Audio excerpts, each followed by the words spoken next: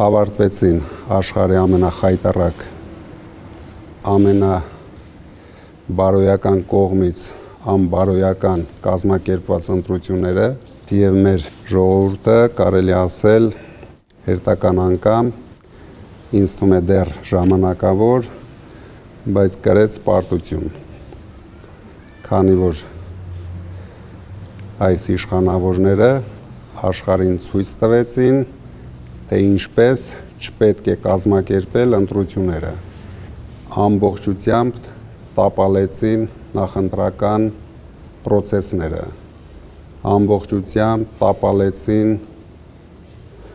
ընտրության օրը կազմակերպված պրոցեսները, ամբողջությամբ տապալեցին հաշվարկը, բոլորս տեսանք, որ առաջի անգամ աշխարհում հաշվարկի ժամանակ կանգնեցրեցին հաշվարկի պրոցեսը, այն էլ մի քանի ժամով, դա լուրջ կասկածի տեղիք է տալիս, որ հաշվարկը արել են ամբողջությամբ իրենց օգտին։ Դրա համար ես հայտարարում եմ ընդդիմադիր ուժերի համախմբման պրոցես, քանի որ մենք այդ սխալը թույլ տվեցինք ընտրություններից առաջ, շատ ընդդիմադիր ուժեր, որոնք միգուցե ազնիվ պայքարում էին, բայց գերագնահատեցին իրենց ուժերը, շատ ընդդիմադիր ուժերի հետ մենք չկարողացանք պայմանավորվել, դրա համար հիմա շատ կարևոր է մեր երկրի եւ ժողովրդի համար այս համախմբումը։ Ինձ թվում է այն ընդդիմադիր ուժերը, ում համար թանկ է մեր երկիրը, կարձագանքեն եւ մենք անպայման կստեղծենք հետընտրական ընդդիմադիր կոալիցիա։ Ես առաջարկում եմ ստեղծենք համակարգող խորհուրդ, ուղիղ եթերում շփվենք, բոլոր պրոբլեմները մեր ժողովրդին բացահայտենք, ճիշտ քննարկումներով, դիմելով մեր ժողովրդին, հասկանալով, որն է ճիշտ գնանք այդ քայլերով, քանի որ մենք տեսնում ենք, որ մեր հասարակության մեջ հիմա տարբեր կարծիքներ կան, ու դուք գիտեք մանդատները վերցնելու, չվերցնելու մասին, դրա համար մենք ուզում ենք բաց, թափանցիկ, շփվենք ժողովրդի հետ, բացատրենք ժողովրդին այդ պրոցեսի վերցնելու պլյուսներն էլ, մինուսներն էլ եւ հասկանանք, վերցնելով ենք մենք շուտ կարողանում հեռացնենք Փաշինյանին իր պաշտոնից, թե չվերցնելով, մենք որպես ուժեղ Հայաստան դաշինք պատրաստ ենք երկուսին էլ, բայց